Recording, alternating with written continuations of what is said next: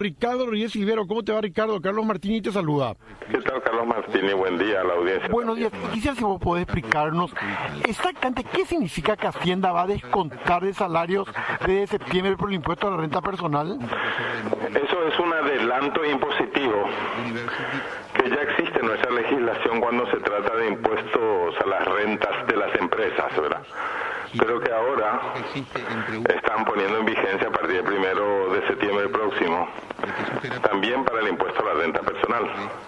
Eso significa que los empleados de empresas, entidades, instituciones y similares van a sufrir, digamos, un descuento de su salario o de su remuneración, aunque sea un contratado que perciba solamente cada 2 o 3 meses una remuneración, y también los profesionales independientes, y también los dividendos de las empresas.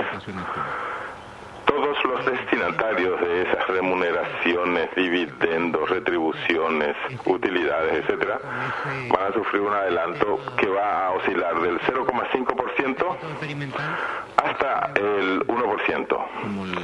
Hablando en términos claros, ¿verdad? Porque la reglamentación es un poco más complicada. Dice, por ejemplo, que cuando se trata de dividendos se va a pagar el 2% del 50%, que es lo mismo que decir que el 1%. En otras palabras, lo que pretende la Subsecretaría de Tributación es hacer que los contribuyentes del impuesto a la renta personal, que tenían que haber aportado ya hace tiempo, que lo hagan de una vez por todas, y no va a ser por mérito propio, sino porque la empresa empieza a descontarle ya. Y al descontarle a la empresa, aunque solo sea 0,1, quiero decir 0,5% o 1%, y ya queda registrado como que él es contribuyente del impuesto a la renta personal, y cuando tenga que abonar el impuesto al año siguiente, que se realiza en marzo de cada año, sobre el año anterior, y va a tener que reconocer sus ingresos y pagar sobre eso, sobre el impuesto a la renta personal, ¿verdad? Es la búsqueda de asegurarse entonces que más gente pague el impuesto a la renta personal. Sí, que más gente del sector formal pague el impuesto a la renta personal. Porque los que trabajan en la clandestinidad o los que tienen economía en negro, obviamente no pagan nada, ninguna clase de impuestos, ¿verdad? Así mismo. Quiere decir que se justifica y se entiende esta decisión, Ricardo. Y bueno, Hacienda siempre está necesitando más y más dinero. Cada vez es peor porque la corrupción y la impunidad se imponen prácticamente en el sector público a niveles altísimos. Estamos hablando de corrupción lisa y llana, pero también estamos hablando de mega estafas en el sector público.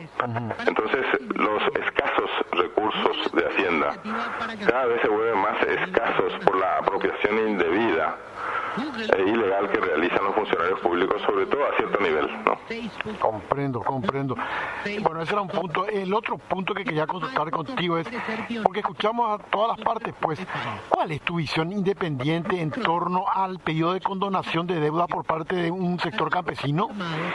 Y bueno, con relación a las deudas en general, hay que tener en cuenta que es un contrato que debe ser cumplido por las partes, ¿verdad? Si una institución del Estado da una suma de dinero X a una persona física o jurídica, sea un trabajador urbano o un campesino, y esa persona tiene que cumplir ese contrato, entendiendo por eso que hay que devolver el capital y los intereses, ¿verdad? Excepcionalmente se pueden practicar donaciones cuando se trata de cataclismos naturales, por ejemplo.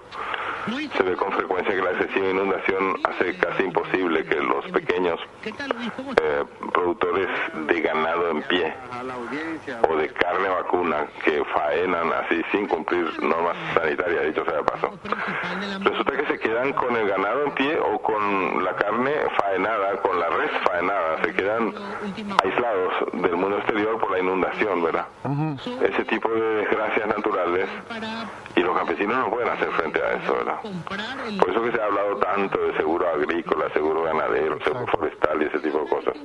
Pero mientras no existan esos seguros, entonces la banca del Estado, que es la que está habilitando una línea de crédito, tanto a través del Banco Nacional de Fomento como a través de Crédito Agrícola de Habilitación y otras fuentes de recursos, está también el Fondo Ganadero, ¿verdad? Esas instituciones deben observar e incorporar en la política de seguimiento de recuperación de créditos, ¿verdad?, esa variable climática que no es responsabilidad del campesino. Y en esos casos yo creo que se pueden practicar donaciones. Pero en los casos normales y corrientes, donde no existen fenómenos naturales que expliquen la caída en la producción o en la rentabilidad del campesino, y no debería otorgarse ninguna condonación porque se mal acostumbraría a la gente que toma créditos siguiendo ese mal ejemplo, ¿verdad? El mal ejemplo es cuando el campesino ha ganado poco y entonces ya quiere dejar de pagar la deuda, ¿verdad? Bueno, y resulta que es difícil hablar en términos generales y ser justos a la vez, porque hay siempre situaciones excepcionales, ¿verdad? Pero en términos generales se puede decir que las deudas deben ser pagadas a término, es decir, pagando capital e intereses, y si no se puede pagar, porque hay fenómenos naturales que impiden ese pago, entonces yo creo que la entidad del Estado estaría bien asesorada diciéndole que haga una condonación particular a algunos campesinos o ganaderos o propietarios de recursos forestales que estén siendo afectados por fenómenos climáticos. Pero en términos generales hay que decir, a deuda contraída, deuda pagada, y punto. Claro, sí. Porque si no se sienta un precedente nefasto. Se sienta un precedente nefasto porque si eso se hace con los campesinos del departamento de San Pedro y de Caguazú y de Cazapá, que son los más pobres, y los demás que no son tan pobres y con razón pueden argumentar, pero nosotros no somos ciertamente tan pobres como ellos, pero tampoco somos campesinos afortunados o ricos, o sea, nosotros necesitamos que a nosotros nos consideren también. Así pueden argumentar los de Concepción, los de Amambay, los de Arroyo y Esteros, en fin, hay mucha gente que puede argumentar de la misma forma. Y si se procede así, y entonces la banca del Estado, que es la que está otorgando esos créditos, y más tarde o más temprano va a caer en quiebra también, y a nadie le interesa eso. Claro que no. Ricardo, como siempre, muy amable, un gran saludo para vos. Igualmente, Carlos Martínez. Gracias, muy amable, Ricardo Rodríguez Silvero.